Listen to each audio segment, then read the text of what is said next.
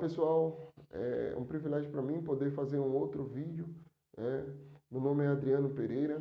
Tá? Nesses vídeos nós seguimos o calendário do Vem e Segue em estudo pessoal e familiar. Tá? E esse ano a gente está estudando o livro de Mórmon e o tema de hoje é a Páscoa, tá certo? Eu até deixei uma gravura aqui da crucificação de Jesus Cristo, porque hoje, mundialmente, os cristãos estão celebrando a Páscoa, tá certo? Mas eu tenho três perguntas a fazer. Por que Jesus Cristo ele fez isso? O que realmente ele fez? E como ele fez isso? Então, o nosso vídeo de hoje ele vem com o objetivo de responder a essas três perguntas, tá? E eu quero iniciar esse vídeo com uma escritura. Tá? Essa escritura ela fica em 2 Nef 9, no versículo 6. E diz o seguinte: Pois assim como a morte tem efeito sobre todos os homens, para que seja cumprido o plano de misericórdia do grande Criador, deve existir um poder de ressurreição. E a ressurreição deve vir ao homem em razão da queda. E a queda veio em razão da transgressão. E porque os homens se tornam decaídos, foram afastados da presença do Senhor. Então vamos detalhar um pouquinho essa escritura. Essa escritura ela fala o porquê Cristo ele fez isso. Primeiro ponto é porque fazia parte do plano, faz parte do plano de Deus. Deus estabeleceu um plano para que os seus filhos viessem aqui na terra, pudessem progredir e retornar à sua presença. Para isso nós precisávamos de um Salvador, de um mediador, alguém que viesse para pagar por nós. Porque Deus sabia que nós iríamos errar. Deus sabia que nós iríamos pecar. E precisávamos que alguém viesse para pagar por nós. Então, primeiro, porque fazia parte do plano. Segundo ponto, por causa da misericórdia de Deus. E misericórdia é sinônimo de amor. Ou seja, porque Deus nos ama. Deus amou o mundo de tal maneira que deu seu Filho unigênito, para que todo aquele que nele crê não pereça, mas tenha a vida eterna. E o terceiro ponto é por causa da queda. Assim como o pecado entrou no mundo através de um homem, a ressurreição também era necessário que entrasse no mundo através de um homem. E não podia ser qualquer homem. Tinha que ser o Filho de Deus, Jesus Cristo, o unigênito do Pai. Então, por isso, ele fez esse sacrifício. Por isso. Porque fazia parte do plano, por amor a nós, e porque Adão caiu, e por um homem entrou todo o pecado no mundo, por um homem deveria entrar também a redenção e a ressurreição. E antes que joguem pedra em Adão, gostaria de dizer que caso Adão ele não tivesse transgredido, nós não estaríamos aqui na Terra. Porque foi através da transgressão que se deu início à procriação. Tá? Se deu início à geração de vidas. Os filhos de Deus puderam sair de lá da presença dele e vir para aqui, para a terra. Tá? Então, nós vamos para o segundo ponto. O segundo ponto é o quê? O que realmente ele fez? Tá? E aí nós vamos lá para, ainda em 2 Nef, no capítulo 9, no versículo 7. E diz assim: Portanto, é necessário que haja uma expiação infinita, porque se a expiação não fosse infinita, essa corrupção não poderia revestir-se de incorrupção. Portanto, o primeiro julgamento que recaiu sobre o homem deveria ter durado eternamente. Se assim fosse, esta carne teria que apodrecer e desfazer-se em sua mãe terra, e não mais se levantar. Então, com respeito à expiação infinita, era necessário. Então, o que Cristo fez? Ele fez uma expiação infinita. E para explicar essa expiação infinita, eu tenho um comentário. Porque o que é de maior valor no estudo do Vem e Segue-me? São os sentimentos das pessoas. E durante essa semana eu recebi algumas mensagens de alguns membros da Alegara Sul, né, sobre a expiação de Cristo. E sobre a expiação infinita, eu vou ler uma mensagem do Bispo Mendes, que diz o seguinte: senti que a expiação é infinita, pois não tem limite de alcance. Ela vai ter efeito sobre todos os que viveram antes de Cristo, todos os que viveram durante e todos os que viverão depois, precisando só que eles deem ouvido à sua voz. Essas foram as palavras do Bispo Mendes. E tem um outro comentário também da irmã Marinalva, que eu gostei muito, e diz o seguinte: o sacrifício de Cristo permitiu a redenção dos mortos, a interligação de gerações, o privilégio de vivermos com nossos antepassados e a oportunidade dos que estão do outro lado do véu conhecer o Evangelho. Eu gostei desse comentário da Marinalva, porque ele fala sobre a oportunidade de todos ter um julgamento justo. Como assim um julgamento justo? Porque existem muitas pessoas que morreram sem conhecer a Cristo. Então seria justo essas pessoas serem condenadas se eles não tiveram oportunidade? E com respeito às crianças que morreram antes da idade de responsabilidade. Então a expiação ela proporciona um julgamento justo para todos. Tá? E o terceiro ponto que nós vamos trabalhar agora é o como. Mas existe uma coisa que eu queria mostrar antes para vocês. Eu não tirei. Então, o primeiro ponto que a gente trabalhou foi porquê. Né? E o porquê está relacionado também a Adão e Eva. Tá? E agora nós trabalhamos também a questão do como. Como foi que Cristo fez? Cristo fez através da expiação. Ele é necessário que houvesse o que, né? Era necessário que houvesse uma expiação infinita. Tá? E agora nós vamos trabalhar com como. E aí o como eu gostaria de iniciar com o Getsemane. O jardim do Getsemane foi o local em que Cristo ele foi para pagar por todos os nossos pecados. Tá? E para entendermos um pouco mais esse momento, o momento que Cristo foi e pagou por nossos pecados, eu gostaria de ler uma escritura que fica lá em Mosias. Vamos lá, Mosias. Mosias 3, versículo 7. E eis que sofrerá tentações e dores corporais, fome, sede e cansaços maiores do que um homem pode suportar, sem morrer. E eis que sairá sangue de cada um de seus poros. Tão grande será a sua angústia pelas iniquidades e abominações de seu povo. E para entendermos um pouco mais sobre esse sofrimento de Jesus Cristo, vamos lá em Alma.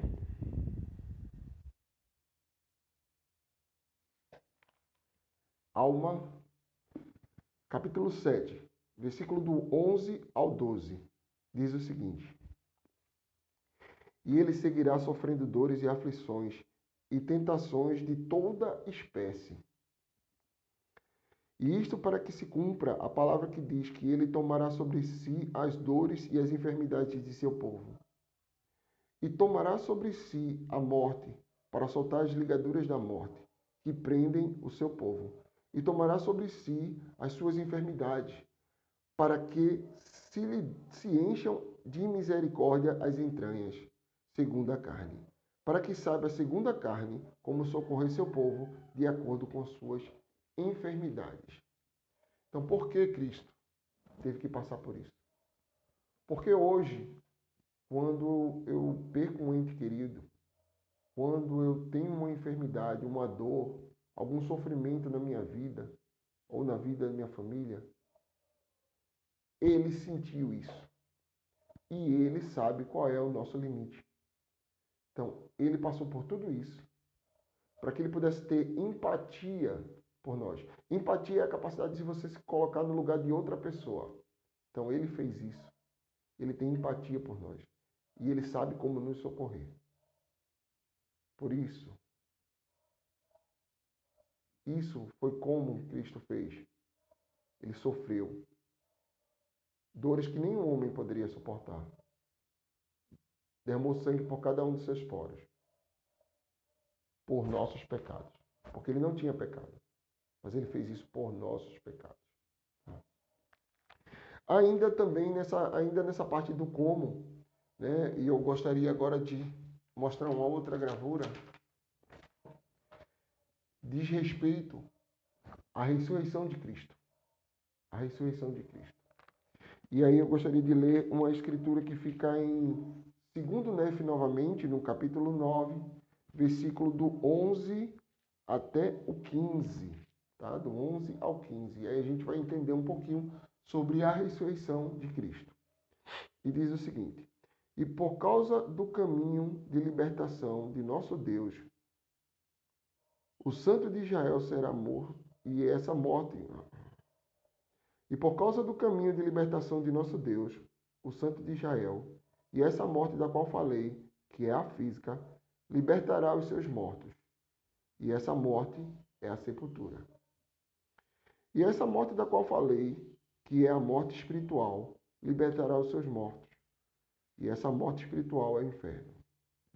Portanto, a morte e o inferno deverão libertar os seus mortos. E o inferno deverá libertar os seus espíritos cativos. E a sepultura deverá libertar os seus corpos cativos. E o corpo e o espírito dos homens serão restituídos em um ao outro. E é pelo poder da ressurreição do Santo de Israel. Então, eu queria atentar que ele falou nessa escritura, no versículo 12, sobre inferno e sobre sepultura, tá?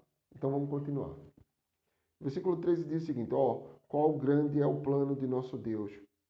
Falando do plano novamente. Porque, do outro lado, o paraíso de Deus deverá libertar os espíritos dos justos, e a sepultura libertar os corpos dos justos. E o espírito e o corpo serão reunidos novamente, e todos os homens tornar-se-ão incorruptíveis e imortais, e serão almas viventes, tendo um perfeito conhecimento, como nós na carne, com a diferença de que nosso conhecimento será perfeito. Então agora também, ressaltando, ele não falou de inferno, mas ele falou de paraíso. E por que eu ressaltei isso aí? Porque existe uma divisão no mundo espiritual. Um lado chamado prisão ou inferno, e o outro lado chamado paraíso. Então, em primeiro momento, ele falou sobre aqueles que estavam na prisão e que o corpo, o inferno, o espírito se reuniria com o corpo. E depois ele passou a falar sobre aqueles que estariam no paraíso, aquelas pessoas que foram obedientes, estariam no lado do mundo espiritual chamado paraíso, e o seu corpo e seu espírito se reuniria, e seríamos perfeitos. Tá? E continuando, no versículo 14, diz assim: teremos, portanto, conhecimento perfeito de todas as nossas culpas, e de nossa impureza, e de nossa nudez. E os justos terão conhecimento perfeito de sua alegria e sua retidão, e estando vestidos com pureza, sim, com o manto da retidão.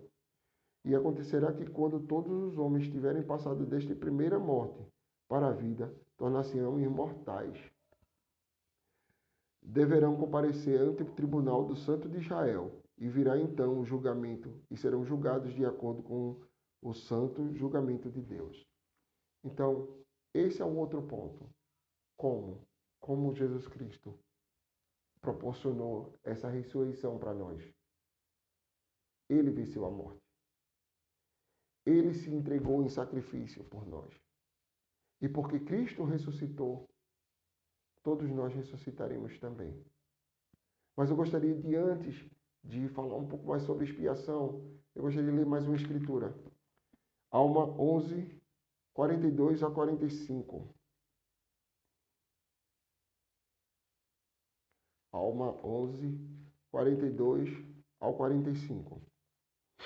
E diz assim: ora, existe uma morte que é chamada morte física, e a morte de Cristo desatará as ligaduras desta morte física, para que todos se levantem dessa morte física.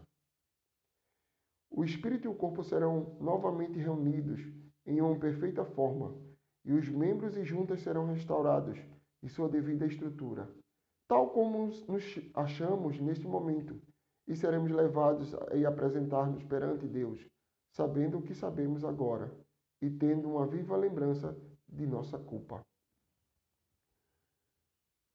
44. Ora, esta restauração acontecerá com todos, tanto velhos como jovens, tanto escravos como livres, tanto os homens como mulheres, tanto iníquos como justos, e não se perderá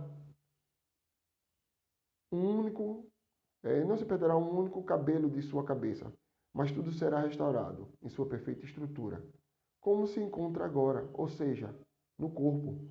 Todos serão levados perante o tribunal de Cristo, o Filho, e Deus, o Pai, e o Santo Espírito, que são um eterno Deus, para serem julgados segundo as suas obras, sejam elas boas ou más.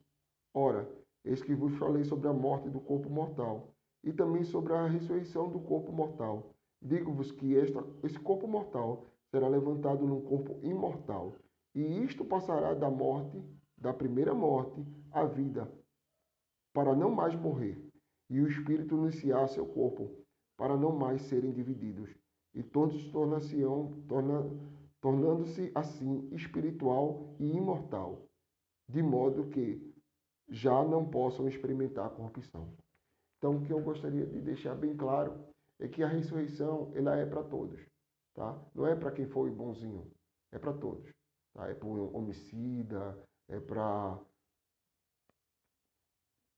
todas as pessoas, de modo geral, tá? Então, Cristo ele proporcionou isso, que depois da morte haverá uma ressurreição, porque ele ressuscitou, todos nós ressuscitaremos. O nosso espírito e nosso corpo será reunido novamente. Então, o sofrimento pelos nossos pecados e a vitória sobre a morte, a ressurreição, é o que nós chamamos de expiação de Jesus Cristo. O sacrifício que ele fez por toda a humanidade, por cada um de nós. E ainda compartilhando um pouco dos sentimentos dos irmãos da Ala Igaraçu, eu gostaria de ler mais algumas mensagens que foram enviadas para mim. Então, o irmão Daniel e a irmã Josélia falaram o seguinte: Cristo, com sua grande bondade, foi o nosso mediador, nos resgatando com o seu sacrifício expiatório. Agora, temos ele como nosso Salvador. E para isto, precisamos honrar o nosso compromisso, guardando os seus mandamentos. Essa é a nossa parte no convênio. Muito obrigado, Daniel. Muito obrigado, Josélia. Realmente, precisamos agora fazer nossa parte, porque Cristo fez a parte dele. E a irmã Liliane, ela também deixou algumas palavras para nós. Ela disse: nada nos aproxima mais dos céus do que a expiação de Cristo. Se ao longo de nossa vida tivermos sempre em mente que chegará o dia em que prestaremos conta de tudo o que fizemos, evitaríamos uns poucos pagamentos ou a obediência seletiva dos mandamentos, mas trabalharíamos cada dia a fim de ter o valor correto de nossa dívida mortal. Irmã Liliane, muito obrigado pelas suas palavras. Realmente, se nós tivermos na nossa consciência que um dia nós vamos nos apresentar perante Deus para responder por tudo que nós fizemos, nós trabalharíamos mais para pagar nossa dívida, tá? Para com Cristo, porque Cristo já pagou a dívida para com Deus. Mas nós pagaremos a nossa dívida para com Cristo, porque nós somos devedores agora de Cristo, tá? E para encerrar, eu gostaria de ler uma última escritura. Essa escritura fica em Alma 11. Alma 11,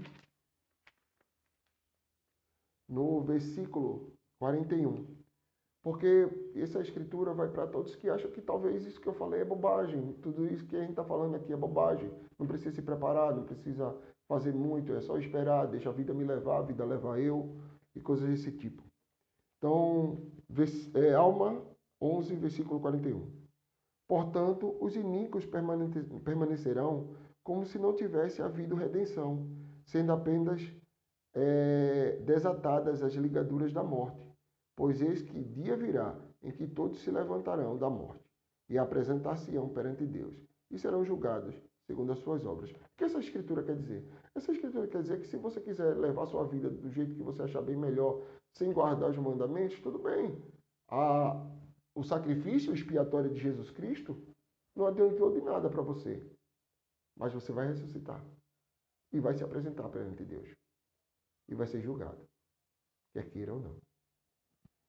Eu gostaria de encerrar expressando os meus sentimentos sobre 2 eventos na minha vida. O primeiro é esse aqui, tá? É esse aqui. Esse aqui foi o dia em que eu decidi aceitar o sacrifício expiatório de Jesus Cristo. Foi o dia que eu aceitei iniciar o meu caminho de reconciliação com Deus. Porque por causa do pecado, nós não podíamos voltar a Deus. E Cristo pagou por nossos pecados. Então eu iniciei. Por que iniciei? Porque eu não estou salvo. Porque a salvação é trabalhada dia após dia. Eu entrei no caminho estreito e apertado. Um dos dias mais importantes da minha vida. Segunda coisa que eu gostaria de compartilhar com vocês é isso aqui. O nome dessa senhora é Severina Duarte Silva, Dona Bill. Uma das mulheres mais bondosas que eu conheci na minha vida. Uma das mulheres que eu mais amei nessa vida. Graças à expiação de Jesus Cristo. Graças a Cristo, Ele ter ressuscitado, eu vou encontrar novamente Dona Bill, a minha avó. Para você ter ideia, eu já adulto, casado, ela fazia eu deitar com a cabeça no colo dela para fazer cafuné, para conversar comigo. Ela vai levantar na ressurreição, assim como cada um de nós. E eu vou encontrá-la novamente. Tem pessoas que dizem que nessa vida tudo tem jeito, menos a morte. Eu gostaria de dizer que tem jeito para a morte, sim. Cristo. Porque Ele ressuscitou. Todos nós ressuscitaremos novamente. Todos nós ressuscitaremos também. Deixa essa mensagem em nome de Jesus Cristo. Amém.